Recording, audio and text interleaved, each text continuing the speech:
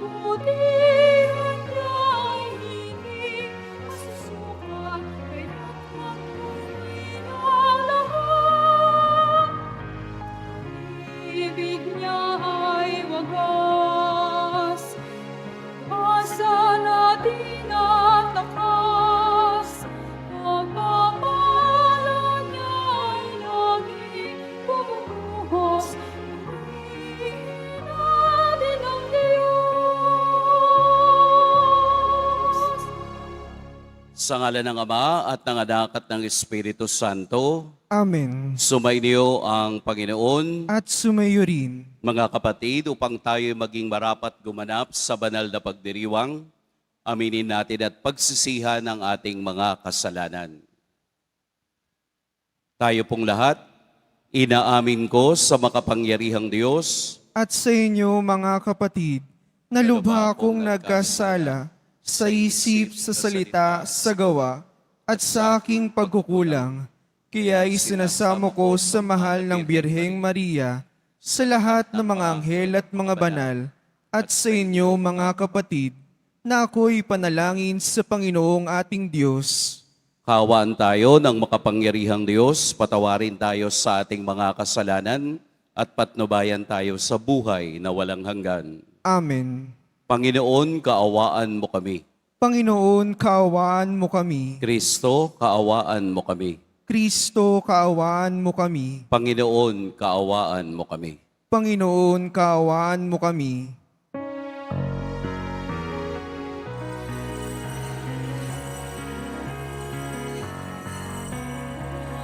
Papuri sa Diyos, papuri sa Diyos, papuri sa Diyos sa kaligtasan.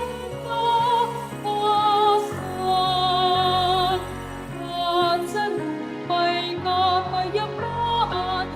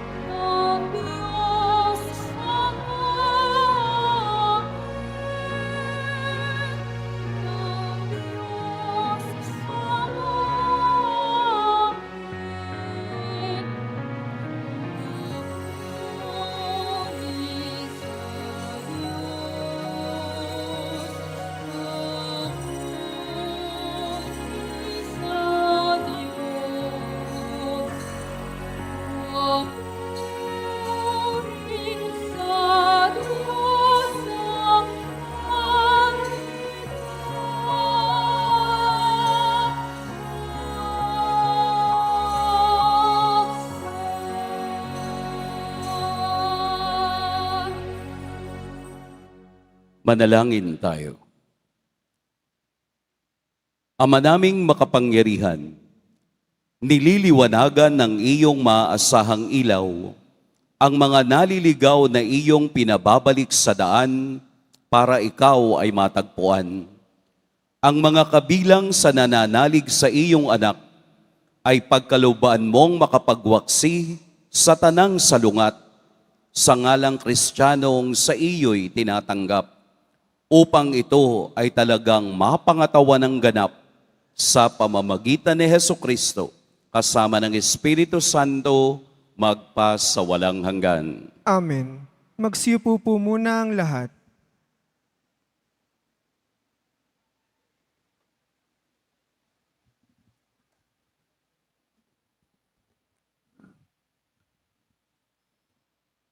Pagbasa mula sa aklat ng Deuteronomio.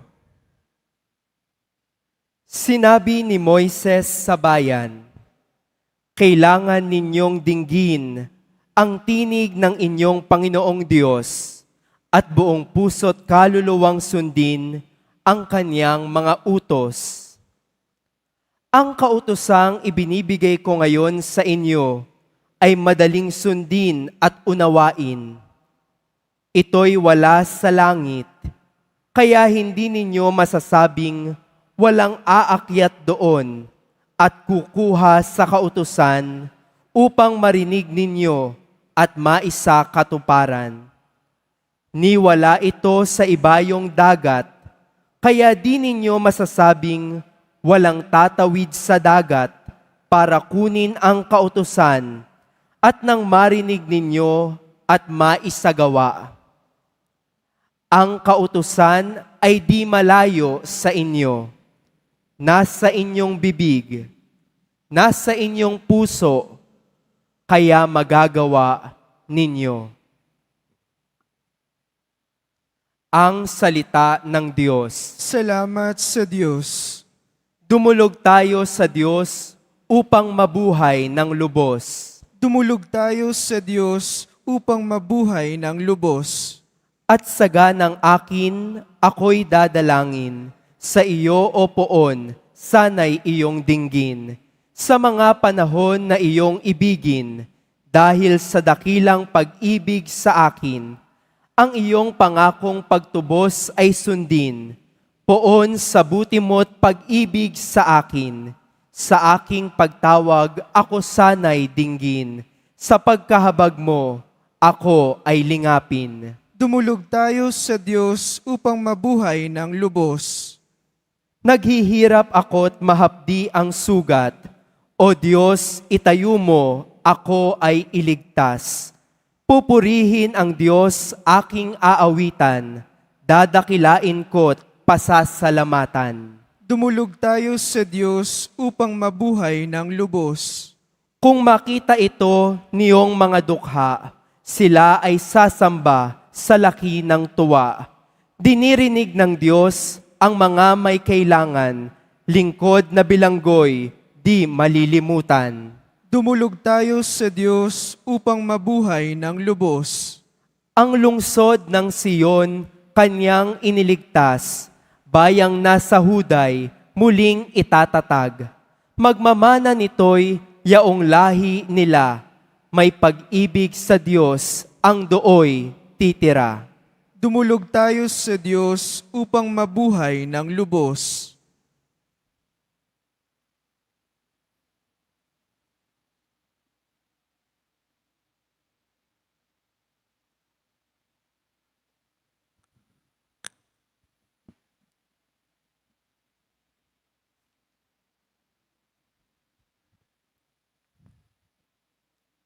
Pagbasa mula sa sulat ni Apostol San Pablo sa mga taga-Kolosas.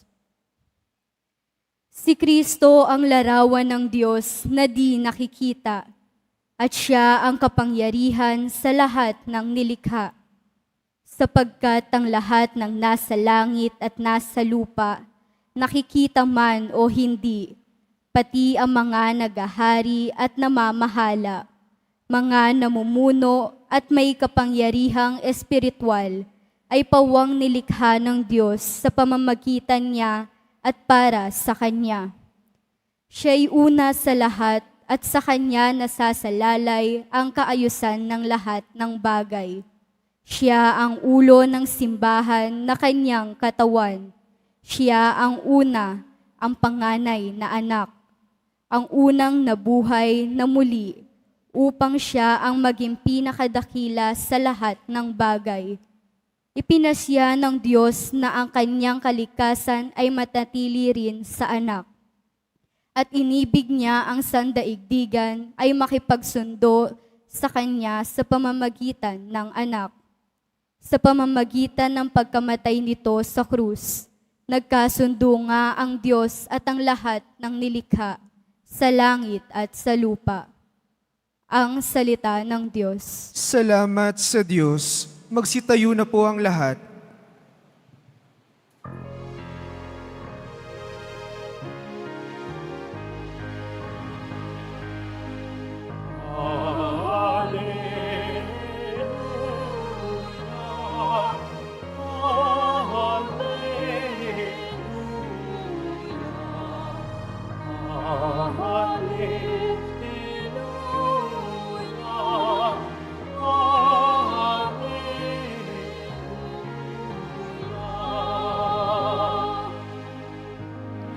Espiritu bumubuhay,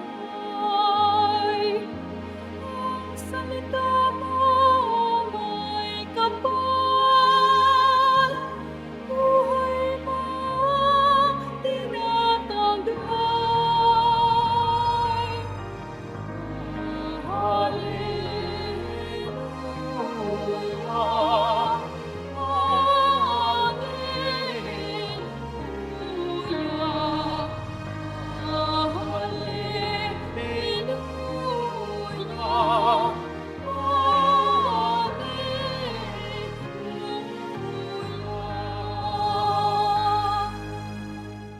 Sumainyo ang Panginoon. At sumayo rin. Ang mabuting balita ng Panginoon ayon kay San Lucas. Papuri sa iyo, Panginoon.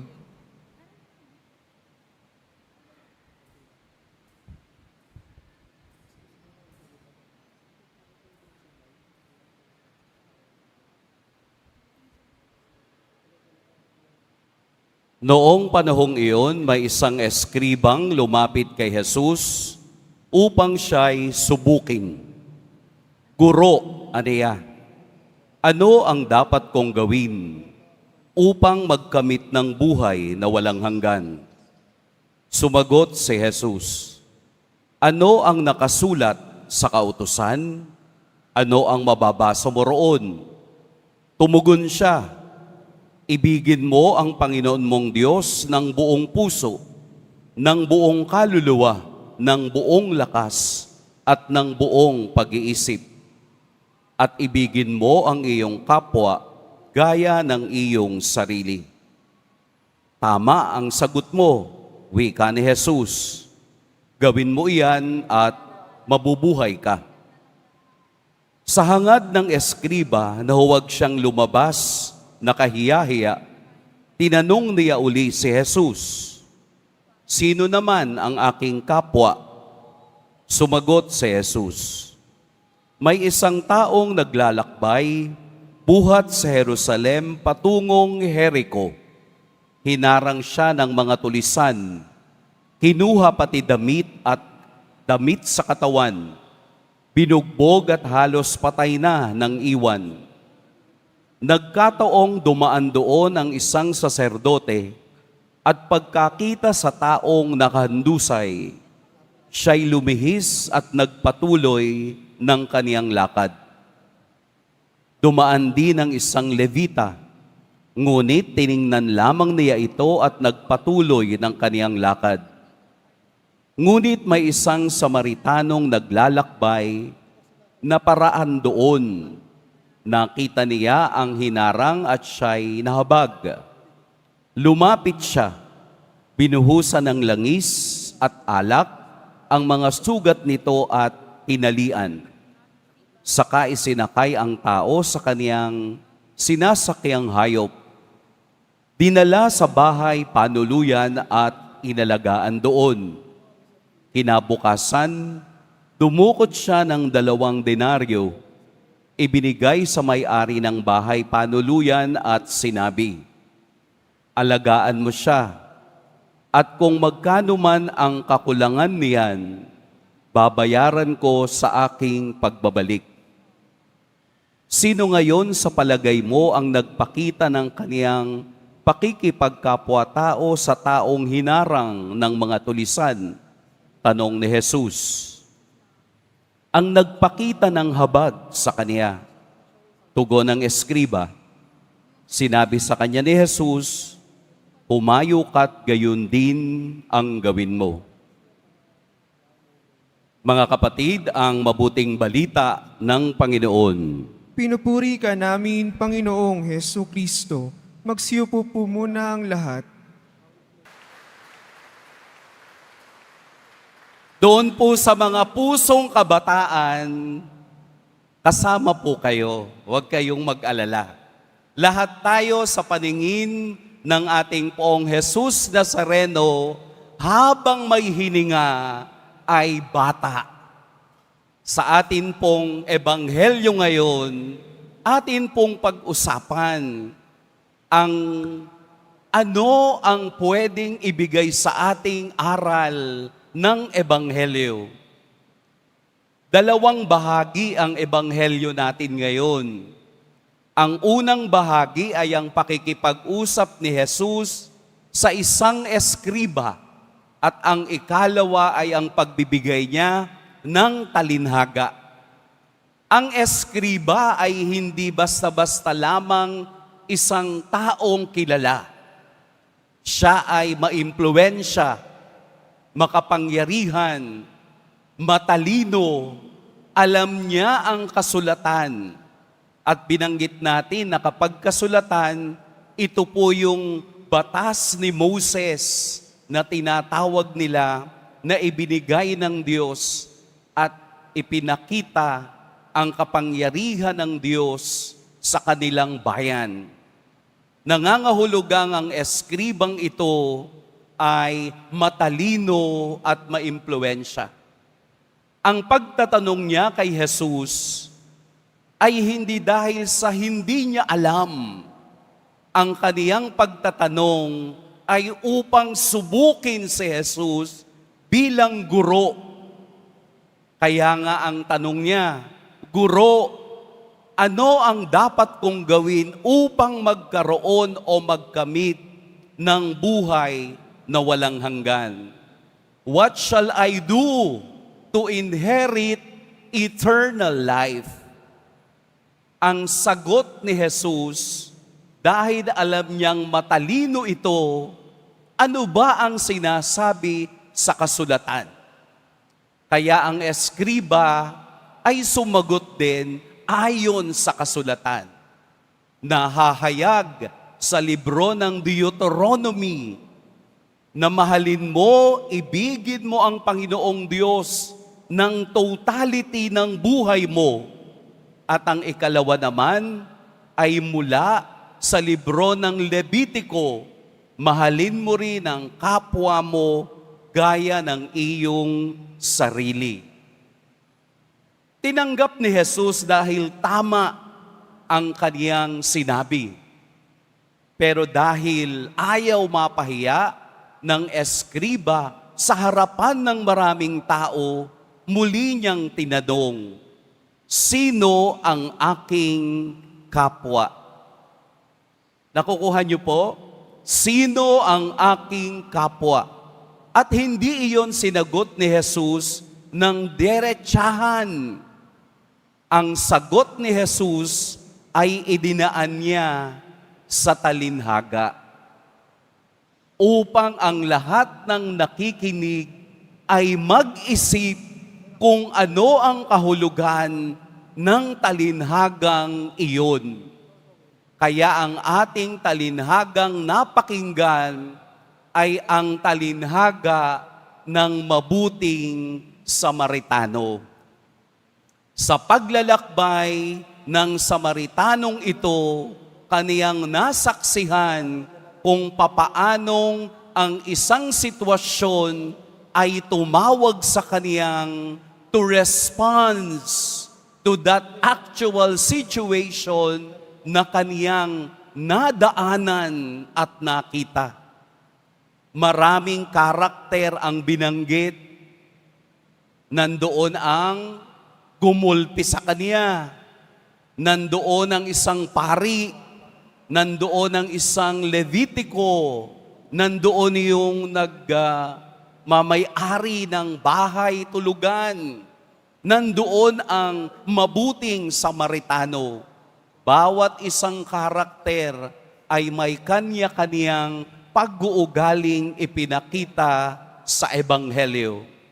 Kung ito ay iisa-isahin natin, siguro matatapos tayo mamayang 12:00 ng gabi.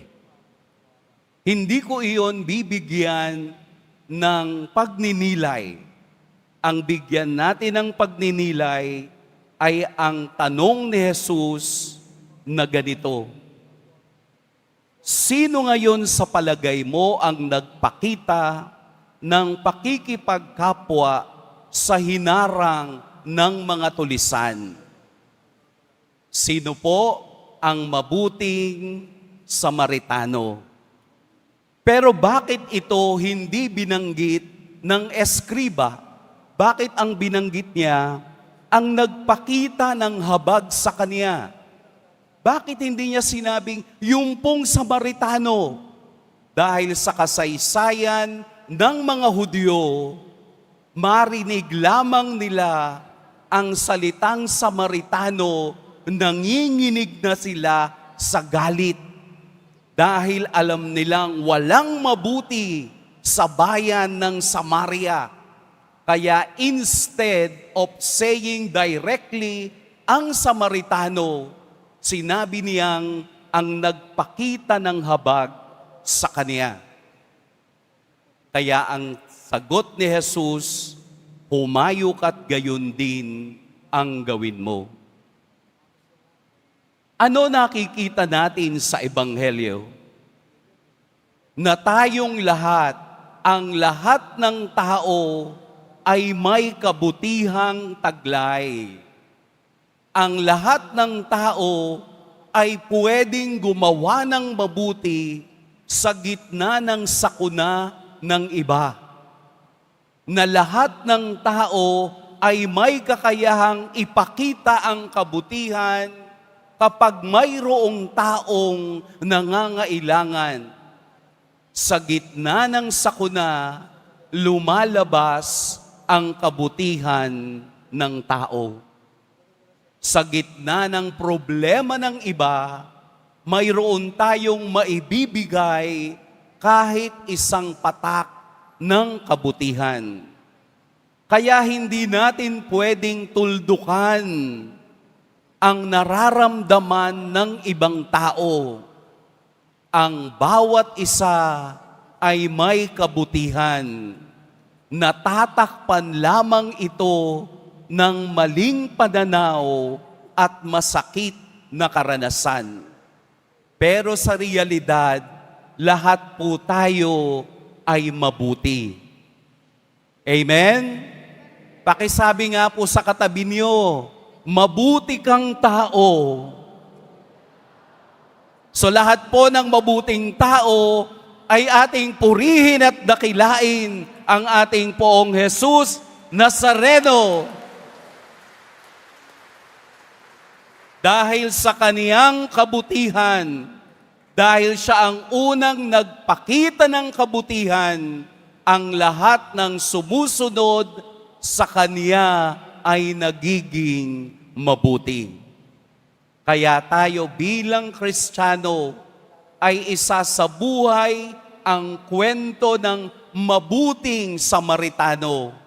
Kaya tinawag na mabuting Samaritano, ibig sabihin may masamang Samaritano. Kaya ang isa sa buhay natin ay ang pagiging mabuting tao at mabuting Kristiyano. Huwag yung kabila, huwag yung masamang tao. kailangan nating ipakita sa Diyos na ang kaniyang kabutihan ay umaagos sa lahat at ito ang ating ipinamamahagi sa iba.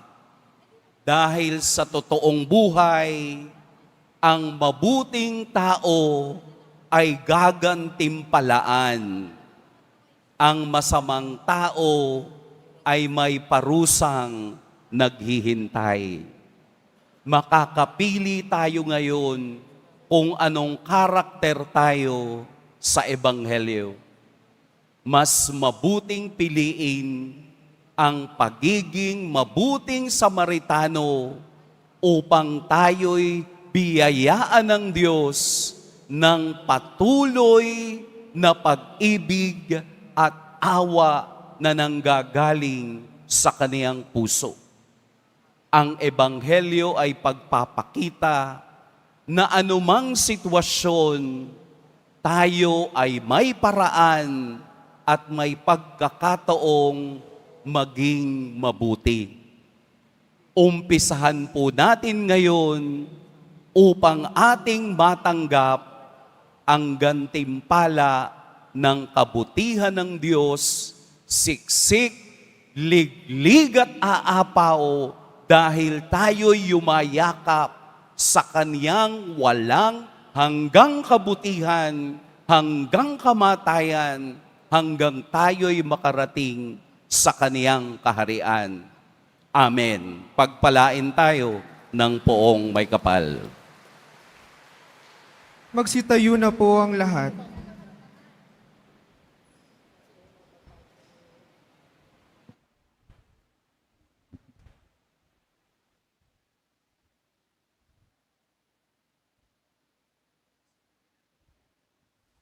Sabay-sabay nating ipahayag ang ating pananampalataya.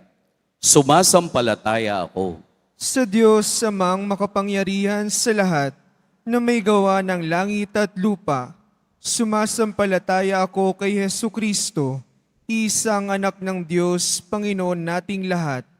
Nagkatawang tao siya lalang ng Espiritu Santo, ipinanganak ni Santa Mariang Birhen, pinagpakasakit ni Poncio Pilato, ipinako sa krus, namatay inilibing, nanawag sa kinaroroonan ng mga yumao, nang may 3 araw na buhay na maguli, umakyat sa langit, naluluklok sa kanan ng Diyos amang makapangyarihan sa lahat, doon magmumulang paririto at uhukom sa nangabubuhay at nangamatay na tao.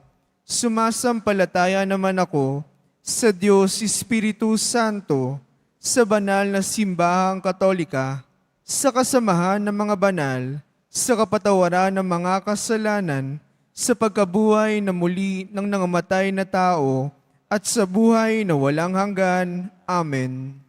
Dumudulog kami sa iyo, Diyos Ama, upang matuto kaming magmahal sa kapwa, gaya ng ipinakitang pagmamahal ng mabuting Samaritano sa taong nakahandusay sa daan. Batid ang aming mga kahinaan, sabihin nating lahat, O Diyos, turuan mo kaming magmahal tulad mo. O Diyos, turuan mo kaming magmahal tulad mo. Para sa lahat ng namumunot nagsisilbi sa simbahan, huwag nawa manatili sa kanilang pagpapahayag ang mensahe nilang pag-ibig. Bagkus, maipakita rin nawa nila ito sa kanilang pamumuhay. Manalangin tayo. O Diyos, turuan mo kaming magmahal tulad mo. Bumuo nawa ng mga makabuluhang programa ang mga kawani ng aming pamahalaan na siyang magpapaunlad ng pamumuhay ng lahat. Manalangin tayo. O Diyos, turuan mo kaming magmahal tulad mo. Maging matatag nawa ang mga manggagawang kumakalinga sa mga may sakit, mga doktor, nurse at social workers. Makasumpong nawa sila ng galak at hinahon. Manalangin tayo. O Diyos, turuan mo kaming magmahal tulad mo. Makasumpong nawa ng mga mabubuting Samaritano ang mga kapatid naming nakahandusay sa daan. mga batang lansangan, mga biktima ng pang-aabuso, at mga nasasakdal sa kalungkutan. Manalangin tayo. O Diyos, turuan mo kaming magmahal tulad mo.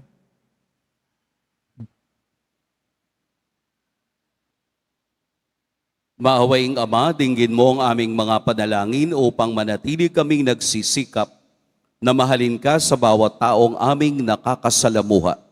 Hinihiling namin ito kay Kristong aming Panginoon. Amen. Magsiupo po muna ang lahat.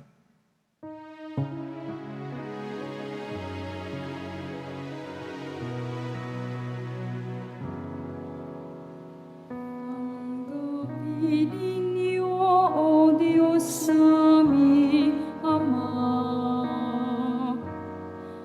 na kaya ng aming alay sa inyo. Galing po sa inyo mga biyaya na ito, tinapayagan mula sa aming ani. Inyo nawa itong ikaligaya, kung mamarapatin ko sila inyong gawin. Katawan at dugo ng inyong anak, minamahal namin Jesus. Minamahal namin Jesus.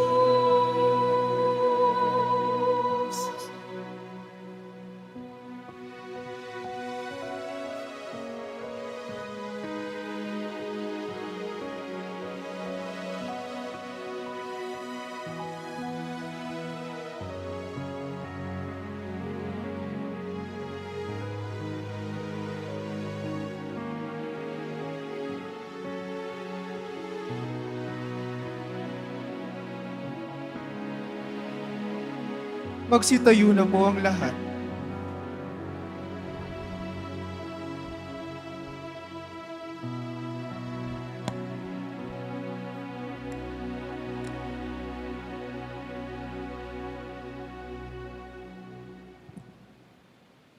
Manalangin kayo mga kapatid upang ang paghahain natin ay kalugdan ng Diyos amang makapangyarihan.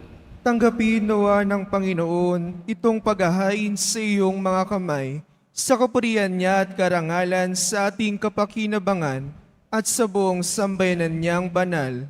Ama naming lumikha, tunghayan mo ang mga alay ng iyong sumasamong sambayanan at tanggapin mo ang mga ito para madagdagan ang iyong kabanalan sa mga nananalig na tunay sa pamamagitan ni Hesukristo kasama ng Espiritu Santo magpa sa walang hanggan. Amen. Sumainyo ang Panginoon. At sumayo rin, Itaas sa Diyos ang inyong puso at diwa. itinaas na namin sa Panginoon. Pasalamatan natin ang Panginoong ating Diyos. Marapat na siya ay pasalamatan. Ama naming makapangyarihan, tunay ngang marapat na ikaw ay aming pasalamatan. Kahit na ikaw ay pinagtaksilan ng sangkatauhan, ikaw ay patuloy pa rin sa iyong pagmamahal. Ikaw na ang nagpuno sa aming pagkukulang. Ikaw pa rin ang nagsugo ng tutubos sa tanan. Ang sugo mong anak ay naging di naiba sa amin. Bagamat di niya tinularan ang aming pagkamasuwayin. Niloob mo ito upang iyong mamalas. Sa aming pagkatao ang giliw mong anak at kami tunghayan mong may pag-ibig na tulad ng pagtatangi mo sa Kanya ng higit sa lahat. Ang katapatan niya sa iyo'y walang maliw, ay nagpanumbalik na muli sa amin ng iyong kasiyahat ng iyong pagtingin na aming iwinaksi noong ikaw ay aming suwayin. Kaya kaisa na mga anghel na nagsisiawit ng papuri sa iyo, nang walang humpay sa kalangitan, kami nagbubunyi sa iyong kadakilaan. Santo, Santo, Santo, Panginoong Diyos ng mga hukbo, napuno ang langit at lupa, ang kadakilaan mo. Hosana sa kaitaasan, pinagpalang na paririto sa ngalan ng Panginoon. Hosana sa kaitaasan. Magsiluhod na po ang lahat. Ama naming banal, ikaw ang bukal ng tanang kabanalan. Kaya't sa pamamagitan ng iyong Espiritu, gawin mong banal ang mga kaloob na ito upang para sa amin maging katawan at dugo ng aming Panginoong Heso Kristo.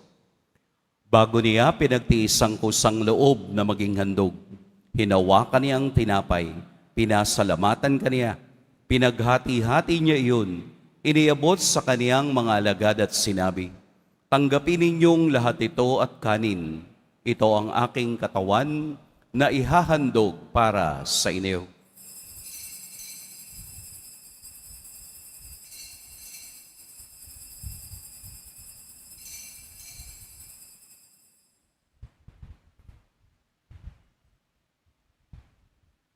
Gayun din naman, noong matapos ang hapunan, hinawakan niya ang kalis, muli kaniyang pinasalamatan, inabot niya ang kalis sa kaniyang mga alagad at sinabi, "Tanggapin ninyong lahat ito at inumin. Ito ang kalis ng aking dugo, ng bago at walang hanggang tipan, ang aking dugo na ibubuhos para sa inyo at para sa lahat, sa ikapagpapatawad ng mga kasalanan. Gawin ninyo ito sa pag-alala sa akin."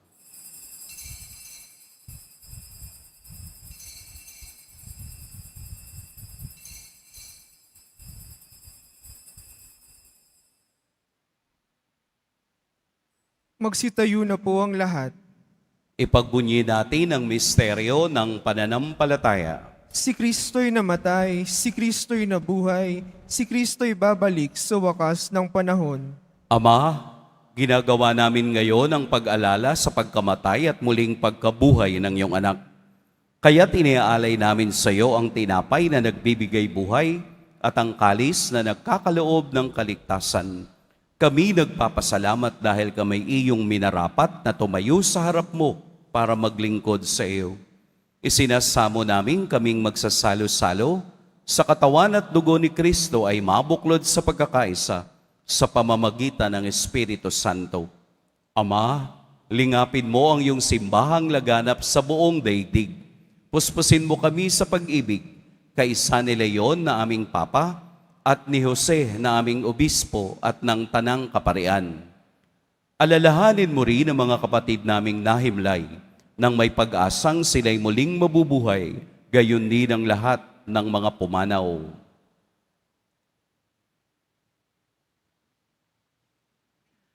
Kaawaan mo sila at patuloyin sa iyong kaliwanagan. Kaawaan mo at pagintapating kaming lahat na makasalo sa iyong buhay na walang wakas.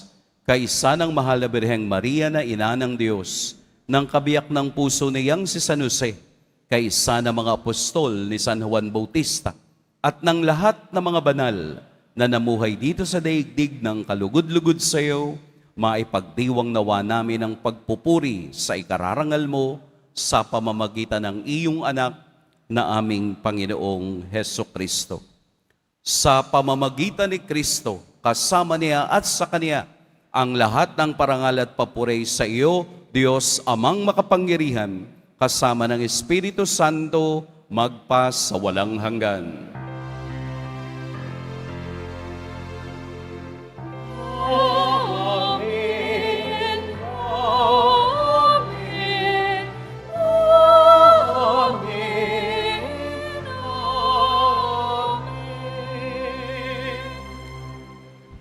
Sa tagubili ng nakagagaling na utos at sa turo ni Jesus na Panginoon natin at Diyos, ipahayag natin ang lakas loob. Ama namin, sumasalangit ka, sambahin ang ngalan mo. Mapasa amin ang kaharian mo. Sundin ang loob mo dito sa lupa para nang sa langit. Bigyan mo kami ngayon ng aming kakanin sa araw-araw at patawarin mo kami sa aming mga sala para na pagpapatawad namin sa nagkakasala sa amin. At huwag mo kaming ipaintulot sa tukso at iadya mo kami sa lahat ng masama. Hinihiling namin kami iadya sa lahat ng masama. Pagkalooban ng kapayapaan araw-araw, iligtas sa kasalanan at ilayo sa lahat ng kapahamakan. Samantalang aming pinananabikan ang dakilang araw ng pagpapahayag ng tagapagligtas naming si Heso Kristo. Sapagkat iyo ang kaharian at ang kapangyarihan at ang kapurihan, magpakailanman. Amen. Panginoong Heso Kristo, sinabi mo sa iyong mga apostol, kapayapaan ang iniiwan ko sa inyo, ang aking kapayapaan ang ibinibigay ko sa inyo. Tunghayan mo ang aming pananampalataya at huwag ang aming pagkakasala. Pagkalooban mo kami ng kapayapaan at pagkakaisa ayon sa iyong kalooban, kasama ng Espiritu Santo, magpa sa walang hanggan. Amen. Ang kapayapaan ng Panginoon naway laging sumainyong lahat. At sumayo rin. Magbigayan kayo ng kapayapaan sa isa't isa. Peace with you. With you. Kordero ng Diyos na nag-aalis ng mga kasalanan ng sanlibutan, maawa ka sa amin. Kordero ng Diyos na nag-aalis ng mga kasalanan ng sanlibutan, maawa ka sa amin. Kordero ng Diyos na nag-aalis ng mga kasalanan ng sanlibutan, ipagkaloob mo sa amin ng kapayapaan. Magsilhod po ang lahat. Ito ang kordero ng Diyos, ito ang nag-aalis sa mga kasalanan ng sanlibutan. Mapapalad ang inaanyayahan sa kaniyang piging. Panginoon, hindi ako karapat-dapat na magpatuloy sa iyo, ngunit sa isang salita mo lamang ay gagaling na ako. May the body and blood of Christ keep me safe.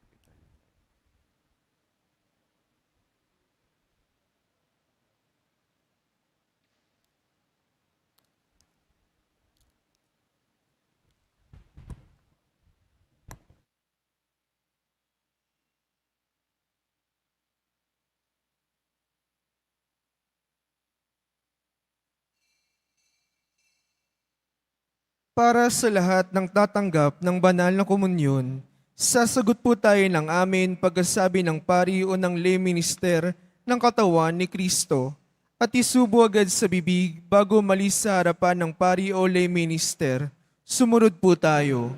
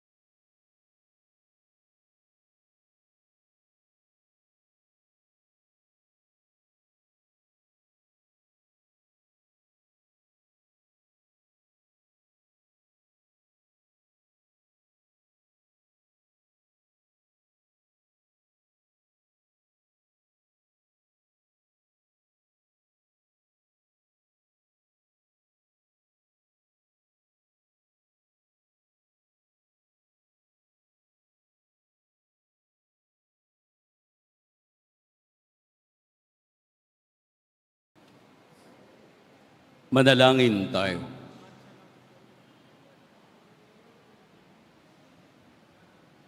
Ama naming mapagmahal, kaming mga pinagsalo mo sa piging na banal, ay makatanggap nawa ng bungang karagdagan ng iyong pagdiligtas na aming ipinagdiriwang. Sa pamamagitan ni Heso Kristo, kasama ng Espiritu Santo, magpa sa walang hanggan. Amen. Sumainyo ang Panginoon. At sumayo rin. Yumuko kayo para sa pagbabasbas. Mahal na poong Jesus Nazareno, inihayag mo sa pamamagitan ng krus ang walang maliw na pag-ibig ng Diyos sa sangkatauhan. Pakinggan mo po ang kahilingan, lalo na para sa mga nangangailangan ng iyong tulong at awa. Makamtan nawa namin ang iyong kasagutan na may utang na loob na tinatanaw. Basbasan din po ninyo itong mga imahen at dasalan upang lalo kaming manalangin at magtiwala. Sa pamamagitan ng bendisyon na ito, naway lalo kaming maging mapaglingkod, masunurin at tapat sa iyo na aming maluwalhating Panginoon magpas sa walang hanggan. Amen. At pagpalain kayo ng makapangyarihan at mapagmahal na Diyos, ang Ama at Anak at Espiritu Santo. Amen. Humakayo taglayang kapayapaan at kabutihan ng Poong Jesus Nazareno. Salamat sa Diyos.